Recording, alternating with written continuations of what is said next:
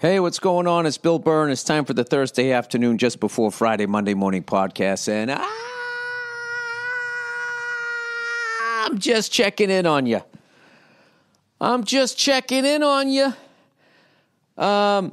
Seeing how you're doing, seeing how your week's going, getting adjusted, trying to get comfortable here on the bed.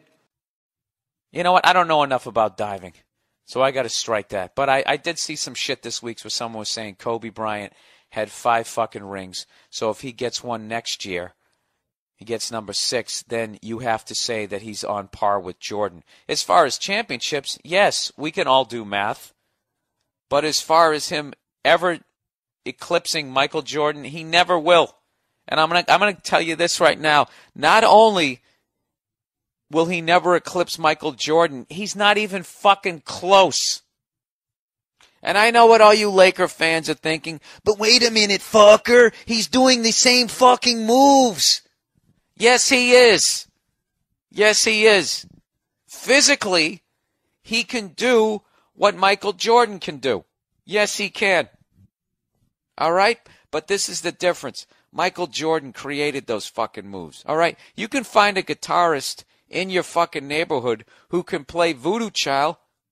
Does that mean they're as good as Jimi Hendrix, who wrote the fucking song, who was 20 years ahead of his fucking any other guitarist on the planet? Look, as great as Stevie Ray Vaughan is, I love that guy to death. He can't fucking touch Jimi Hendrix. He can't. Hendrix came up with that shit. And then fucking Stevie Ray modernized it, but it was Jimmy's shit. You know what I mean? It's like a pilot learns how to fly and then tries to compare himself to Orville and Wilbur Wright. Oh, they fucking flew only across the field. I'm flying across the whole country. I'm 3,000 miles better than the people who invented flying. All right? Now, Kobe Bryant has I think has the athletic gifts of Michael Jordan. And if you had the two of them play each other one-on-one, at the height of their powers, it would be the greatest one-on-one game ever. All right? But as far as the forward thinking, the athletic genius, Kobe Bryant is not an inventor. He isn't. He does have the drive. He's got all that other shit, but he doesn't have the ability to take the game 20 years into the future where he has no fucking peer. There was no arguments when Jordan played. There was no arguments about who the best guy in the league was for the last 10 years of his career. There was, early on, before he established himself, people, were throwing other names in there. But after, fucking 89, there was no question who the best player was. And by fucking 92, 93, he was, without a doubt, the greatest basketball player of all time. And he still is. Kobe Bryant, on the other hand, his entire career, there's always been, well, what about this guy? What about that guy? Right now, is he Kobe, LeBron James? I still give it to Kobe. Kobe is still beyond LeBron James, but LeBron James is very close. There was no one near Jordan. I can't even explain it to you. It's like when you talk to those fucking douchebags from the baby boom generation, those selfish cunts who hang their hat on they stopped the Vietnam War and then became corporate douchebags. That's a big generalization for you. Like they always say, no matter how much you get into the Beatles, you just can't wrap your head around what it was like when they put out an album. How far ahead they were from everybody else. It's the same thing with Richard Pryor, because what happens is as the years go by, everybody rips those geniuses off. And everybody gets caught up to where the fuck they were. And what usually happens is if you're young, you're watching the contemporary people. And then as you go back in time, you go back 30 years, you go all the way back to Pryor, and you see him do the black guy, white guy thing. And so many people have ripped him off that the genius of what he does is a little tainted. You know what I mean? So that's like when people look at Kobe and they go back and they look at Jordan, they take for granted what Kobe's doing now because it just seems like that's what basketball is now. because Jordan showed him what was possible. You understand what the fuck I'm saying here? I'm sure Laker fans won't fucking, they'll argue it, but they're fucking morons anyways. They're going to be like, Kobe's just as good as Jordan. You know, the same way they try to claim that they have fucking 16 championships. Or this other douche who wrote me this week who tried to say they have 18.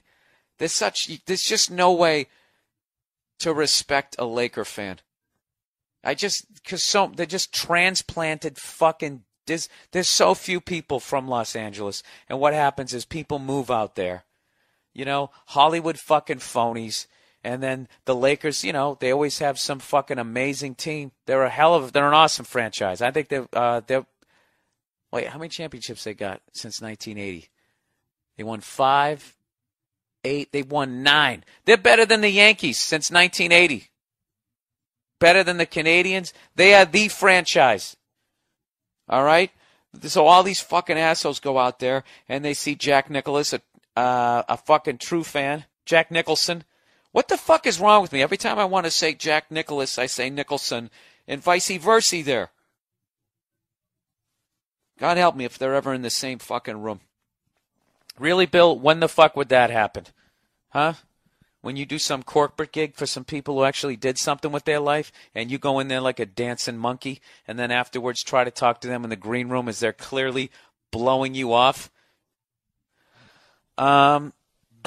Anyways, the fuck am I talking about here? Yeah, all those douchebag Laker fans. You know, I talked to one the other day, like, oh, dude, I'm diehard. And I found out he was from New York. How the fuck do you go from being a Knicks fan to being a Lakers fan? I'll tell you why. You become a fucking phony. How do you leave New York and move to L.A.? How do you do that? You know, unless you're in show business. Which, was he? I think he was. I can't remember. I drank so much this fucking week. Everybody's just amalgam. Everybody's just a big, just amalgamating, if that's even a word, into just one big face. Just running their goddamn mouths.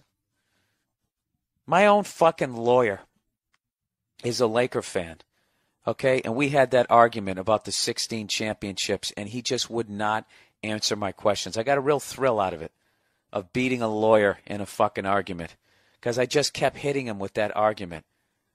You know, I go, you go to the Staples Center, all right? Now, first of all, if you're going to make a 16 championship T-shirt, because the Laker franchise has 16 championships. That is undebatable. Okay, but the Los Angeles Lakers have 11. The Minneapolis Lakers have 5. So when you make those 16 championship fucking T-shirts, you got to say Minneapolis/Los Angeles. Okay, take the hint from the Laker franchise when you go to the Staples Center and they don't have the Minneapolis banners up there, because those banners belong to the franchise / the fans of fucking Minnesota in Minneapolis. The same way, and I've made this fucking goddamn example a zillion times, and I'm going to keep making it because every fucking week some goddamn Laker fan. This is the last week I'm going to do it because now people will send me those emails on purpose. But like if the Lakers now move from Los Angeles to Las Vegas, they win it next year for the franchise's 17th championship. People in Los Angeles, what would you do if somebody from Vegas came walking up to you and went, that's 17, bitch. We have 17 fucking NBA championships. We are the New York Yankees of fucking basketball. Would that make sense to you? If you saw Las Vegas Lakers 17 championships and they were walking around thrusting their chests out? The Boston Celtics have won 17 championships all in Boston. Okay? That's it. And if you people in LA, you're still confused, like I've said before, just count how many times you've thrown a rock through the storefront window of an athlete's foot. I can't even fucking talk this week. How many times have you burned down your city? How many times have you burned down the LA area? That's how many championships you have. All right? So stop padding your fucking resume like all you cunts do out there. You're a goddamn PA, and by the time you type up your resume, you fucking directed the movie. Fucking phonies who can't even show up to the game on time.